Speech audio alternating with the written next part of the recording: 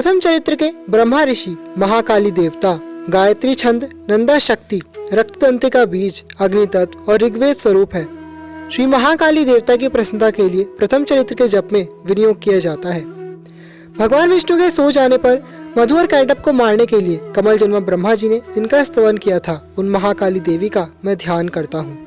वे अपने 10 हाथों में खड़ग, चक्र, गदा, बाण, धनुष, परिघ, शूल, भुजुंडी, मस्तक और शंख धारण करती हैं। उनके 3 नेत्र हैं। वे समस्त अंगों में दिव्य आभूषणों से विभूषित हैं। उनके शरीर की कांति नीलमणि के समान है तथा वे 10 मुख और 10 पैरों से युक्त हैं। मार्कंडेय जी बोले, सूर्य के पुत्र सावर्णी जो 8वें मनु कहे जाते हैं, उनकी उत्पत्ति की कथा विस्तार पूर्वक कहता हूँ, सुनो। सूर्य कुमार महाभाग सावर्णी भगवती महामाया के अनुग्रह से जिस प्रकार मनवंतर के स्वामी हुए, वही प्रसंग सुनाता हूँ। पूर्व काल की बात है। सूरत नाम के एक राजा थे जो चैत्र वंश में उत्पन्न हुए थे। उनका समस्त भूमंडल पर अधिकार था। वे प्रजा का अपने पुत्रों की भांति धर्म पूर्वक पालन करते थे। फिर भी उस समय कोला विध्वंसी क्षत्रिय उनके शत्रु हो गए।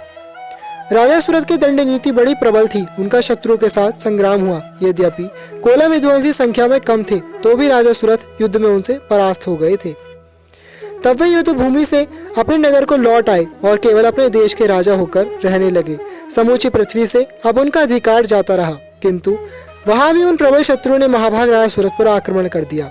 राज्य का बल क्षीण हो चला था, इसलिए वे दुष्ट एवं दुरात्मा मंत्रियों ने वहां उनकी राजधानी में भी राज के सेना और खजाने को वहां से हथिया लिया। सूरत का प्रभुत्व नष्ट हो चुका था, इसलिए वे शिकार खेलने के बहाने घोड़े पर सवार हो वहां से अकेले ही एक घने जंगल में चले गए। वहां उन्होंने मेधा मुनि का आश्रम देखा, जहां कितने ही हिंसक जीव अपनी स्वाभाविक हिंसा वृत्ति छोड़कर परम शांत भाव से रह रहे थे। मुनि के बहुत से शिष्य उस वन की शोभा बढ़ा रहे थे। वहां जाने पर मुनि ने उनका सत्कार किया। मुनि श्रेष्ठ के आश्रम में राजा सूरत इधर उधर विचरते हुए कुछ काल तक वहीं रहे। फिर ममता से आकर्षित होकर उस आश्रम में इस प्रकार चिंता करने लगे, पूर्व काल में मेरे पूर्वजों ने जिसका पालन किया था, वही नगर आज मुझसे रहित है। पता नहीं मेरे दुराचारी मंत्रीगण जो उसकी धर्म पूर्वक रक्षा करते हैं या नहीं। जो सदा मत की वर्षा करने वाला और शूरवीर था, वह मेरा प्रधान हाथी अब शत्रुओं के अधीन होकर न जाने किन भोगों को भोगता होगा। जो लोग मेरी कृपा, धन और भोजन पाने से सदा मेरे पीछे पीछे चलते थे, वे निश्चय ही अब दूसरे राजाओं का अनुसरण करते होंगे। उन अपव्ययी लोगों के द्वारा सदा खर्च होते रहने के कारण अत्यंत कष्ट से जमा किया हुआ मेरा वह खजाना भी खाली हो जाएगा। ये तथा और भी कई बातें राजा सूरत निरंतर सोचते रहते थे। एक दिन उन्होंने वहां मेधा मुनि के आश्रम के निकट एक वैश्य को देखा और उससे पूछा, भाई तुम कौन हो? तुम्हारे यहाँ आने का क्या कारण है? तुम क्यों शोकग्रस्त और अनमने से दिखाई देते हो? राजा सूरत का यह प्रेम पूर्वक कहा हुआ वचन सुनकर वैश्य ने विनीत भाव से उन्हें प्रणाम करके कहा। वैश्य बोला, राजन, मैं धनियों के कुल में उत्पन्न एक वैश्य हूँ। मेरा नाम समाधि है। मेरे दुष्ट स्त्री और पुत्रों ने धन के लोभ से मुझे घर से बाहर निकाल दिया है। मैं इस समय धन, स्त्री और पुत्र से वंचित हूँ। मेरे विश्वसनीय बंधुओं ने मेरा ही धन लेकर मुझे दूर कर दिया है। इससे दुखी होकर मैं वन में चला आया हूँ। यहाँ रहकर मैं इस बात को नहीं जानता कि मेरे पुत्रों की, स्त्री की और स्वजनों की कुशल है या नहीं। इस समय घर में वे कुशल से रहते हैं अथवा उन्हें कोई कष्ट है। वे मेरे पुत्र कैसे हैं? क्या वे सदाचारी हैं अथवा दुराचारी हो गए हैं? राजा ने पूछा, जिन लोभी स्त्री पुत्र आदि ने धन के कारण तुम्हें घर से निकाल दिया, उनके प्रति तुम्हारे चित्त में इतना स्नेह क्यों है? वैश्य बोला, आप मेरे विषय में जो बात कहते हैं वह सब ठीक है। अर्थात जिन लोभी रिश्तेदारों ने वैश्य को धन के लोभ में घर से निकाल दिया, उनके प्रति मन में स्नेह के विचार क्यों आ रहे हैं? किंतु क्या करूं, मेरा मन निष्ठुरता नहीं धारण करता। जिन्होंने धन के लोभ में पड़कर पिता के प्रति प्रेम, पति के प्रति स्नेह तथा आत्मीजन के प्रति अनुराग को तिलांजलि दे मुझे घर से निकाल दिया है, उन्हीं के प्रति मेरे हृदय में इतना स्नेह क्यों है? महामती गुणहीन बंधुओं के प्रति भी जो मेरा चित्त इस प्रकार प्रेम मग्न हो रहा है, यह क्या है? इस बात को मैं जानकर भी नहीं जान पाता। उनके लिए मैं लंबी सांसें ले रहा हूँ और मेरा हृदय अत्यंत दुखी हो रहा है। उन लोगों में प्रेम का सर्वथा अभाव है, तो भी उनके प्रति जो मेरा मन निष्ठुर नहीं हो पाता, इसके लिए क्या करूं? मार्कंडेय जी कहते हैं, तदंतर राजाओं में श्रेष्ठ सूरत और वह समाधि नामक वैश्य दोनों साथ साथ मेधा मुनि की सेवा में उपस्थित हुए और उन्हें प्रणाम करके उनके सामने बैठ गए। तत्पश्चात वैश्य और राजा ने कुछ वार्तालाप आरंभ किया। राजा ने कहा, भगवान, मैं आपसे एक बात पूछना चाहता हूँ, उसे बताइए। मेरा चित्त अपने अधीन न होने के कारण वह बात मेरे मन को बहुत दुख देती है। मुनिश्रेष्ठ, जो राज्य मेरे हाथ से चला गया है, उसमें और उसके संपूर्ण अंगों में मेरी ममता बनी हुई है। यह जानते हुए भी कि वह अब मेरा नहीं है, अज्ञानी की भांति मुझे उसके लिए दुख होता है। यह क्या है? इधर यह वैश्य भी घर से अपमानित होकर आया है। इसके पुत्र, स्त्री और भृत्यों ने इसको छोड़ दिया है। स्वजनों ने भी इसका परित्याग कर दिया है, तो भी इसके हृदय में उनके प्रति अत्यंत स्नेह है। इस प्रकार यह तथा मैं दोनों ही बहुत दुखी हैं। जिसमें प्रत्यक्ष दोष देखा गया है, उस विषय के लिए भी हमारे मन में ममता जनित आकर्षण पैदा हो रहा है। महाभाग, हम दोनों समझदार हैं, तो भी हमें जो मोह पैदा हुआ है, यह क्या है? विवेक शून्य पुरुष की भांति मुझ में और इसमें भी यह मूर्ता प्रत्यक्ष दिखाई देती है। ऋषि बोले, महाभाग, विषय मार्ग का ज्ञान सब जीवों को है। इसी प्रकार विषय भी सबके लिए अलग अलग है। कुछ प्राणी दिन में नहीं देखते और दूसरे रात में ही नहीं देखते, तथा कुछ ऐसे जीव भी हैं जो दिन और रात्रि में भी बराबर ही देखते हैं। यह ठीक है कि मनुष्य समझदार होते हैं, किंतु केवल वे ही ऐसे नहीं होते। पशु, पक्षी और मृग आदि सभी प्राणी समझदार होते हैं। मनुष्यों की समझ ही वैसी ही होती है जैसी उन मृग और पक्षियों की होती है, तथा जैसी मनुष्यों की होती है वैसे ही उन मृग, पक्षी आदि की होती है। यह तथा अन्य बातें भी प्रायः दोनों में समान ही हैं। समझ होने पर भी इन पक्षियों को तो देखो, यह स्वयं भूख से पीड़ित होते हुए भी मोहवश बच्चों की चोंच में कितने चाव से अन्न के दाने डाल रहे हैं।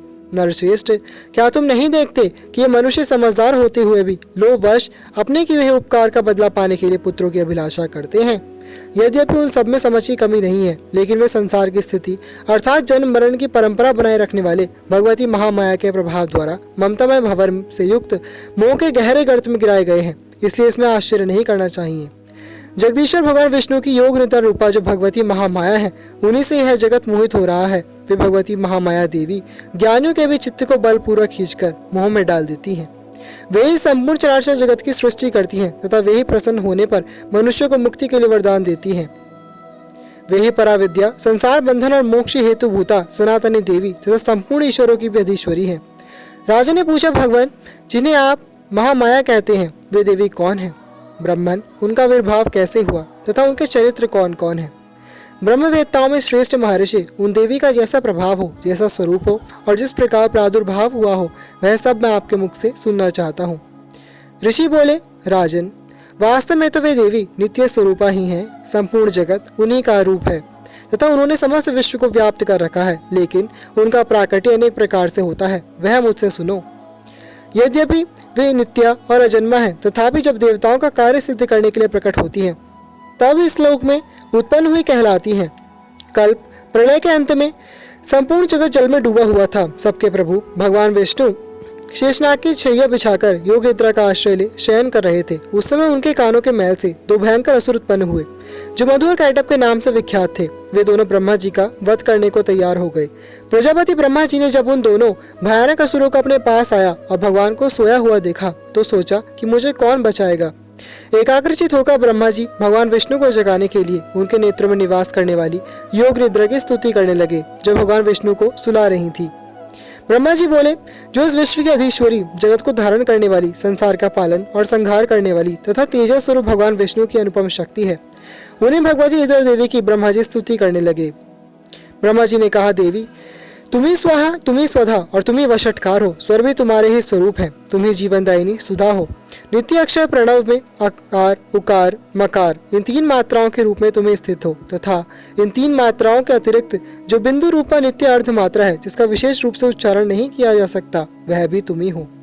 देवी, तुम ही संध्या, सावित्री तथा परम जननी हो। देवी, तुम ही इस विश्व ब्रह्मांड को धारण करती हो। तुमसे ही इस जगत की सृष्टि होती है, तुम्ही से इसका पालन होता है और सदा तुम्ही कल्प के अंत में सबको अपना ग्रास बना लेती हो।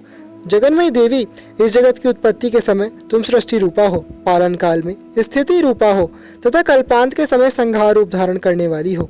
तुम्हें महाविद्या, महामाया, महामेधा, महास्मृति, महामोह रूपा, महादेवी और महासूरी हो।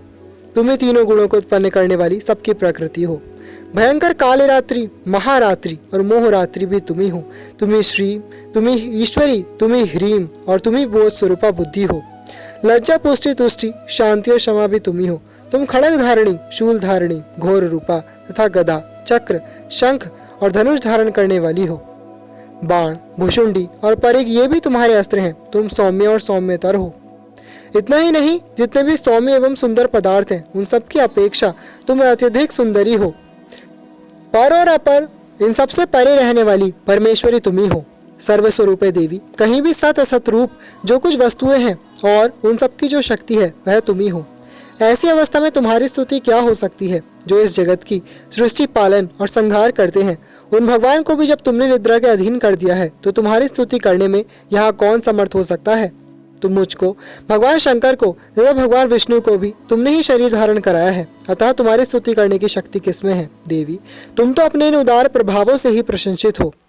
ये जो दोनों असुर मधु और कैटभ हैं, इनको मुंह में डाल दो और जगदीश्वर भगवान विष्णु को शीघ्र ही जगा दो। साथ ही इनके भीतर इन दोनों महान असुरों को, मधु कैटभ को मार डालने की बुद्धि उत्पन्न कर दो। ऋषि कहते हैं, राजन, जब ब्रह्मा जी ने वहां मधु और कैटभ को मारने के उद्देश्य से भगवान विष्णु को जगाने के लिए तमोगुण की अधिष्ठात्री देवी योग निद्रा की इस प्रकार स्तुति की, तब वे भगवान के नेत्र, मुख, नासिका, बाहु, हृदय और वक्ष स्थल से निकलकर अव्यक्त जन्मा ब्रह्मा जी की दृष्टि के समक्ष खड़ी हो गई। योग निद्रा से मुक्त होने पर जगत के स्वामी भगवान जनार्दन उस एकार्णव के जल में शेषनाग की शैया से जाग उठे। फिर उन्होंने उन दोनों असुरों को देखा। वे दुरात्मा मधु और कैटभ अत्यंत बलवान तथा पराक्रमी थे। क्रोध से लाल आंखें किए ब्रह्मा जी को खा जाने के लिए उद्योग कर रहे थे। तब भगवान श्रीहरि ने उठकर उन दोनों के साथ 5000 वर्षों तक केवल बाहु युद्ध किया। वे दोनों भी अत्यंत बल के कारण उन्मत्त हो रहे थे। तब महामाया ने उन्हें मुंह में डाल दिया और वे भगवान विष्णु से कहने लगे, हम तुम्हारी वीरता से संतुष्ट हैं, तुम हम लोगों से कोई वर मांगो। श्री भगवान बोले, यदि तुम दोनों मुझ पर प्रसन्न हो तो अब मेरे हाथ से मारे जाओ। बस इतना सा ही मैंने वर मांगा है, यहाँ दूसरे किसी वर से क्या लेना है। ऋषि कहते हैं, उन दैत्य को अब अपनी भूल मालूम पड़ी। उन्होंने देखा कि सब जगह पानी ही पानी है, कहीं भी सूखा स्थान नहीं दिखाई दे रहा। तब कमल नयन भगवान से कहा, जहाँ पृथ्वी जल में डूबी हुई ना हो, जहाँ सूखा स्थान हो, वही हमारा वध करो। ऋषि कहते हैं, तब तथास्तु कहकर शंख, चक्र और गदा धारण करने वाले भगवान ने उन दोनों के मस्तक अपनी जांग पर रखकर चक्र से काट डाले। इस प्रकार ही देवी महामाया ब्रह्मा जी की स्तुति करने पर स्वयं प्रकट हुई थी। अब पुनः तुमसे उनके प्रभाव का वर्णन करता हूँ, सुनो। जय माता दी फ्रेंड्स। दोस्तों, इसी के साथ श्री दुर्गा सप्तशती का प्रथम चरित्र, प्रथम अध्याय संपूर्ण होता है। आशा है आप सभी को पसंद आया होगा। यदि पसंद आया है तो वीडियो को लाइक कीजिए, दूसरों से शेयर कीजिए और माता रानी के इस दरबार में पहली बार आए हैं तो यहाँ से खाली हाथ मत जाइएगा। माता रानी के इस खूबसूरत से परिवार का सदस्य बनने के लिए नीचे दिए गए सब्सक्राइब के बटन पर क्लिक करके चैनल को सब्सक्राइब कीजिए। साइड में जो बेल आइकन है उस घंटी को भी जय माता दी बोलकर बजा दीजिए, ताकि हमारे आने वाले वीडियोज़ का नोटिफिकेशन सबसे पहले आपको मिले। हम इसी प्रकार के वीडियोज़ अपने परिवार के लिए लाते रहते हैं। अब मिलेंगे अगली वीडियो में, तब तक के लिए हमसे कनेक्टेड रहिएगा। Thank you all, love you all, जय माता दी।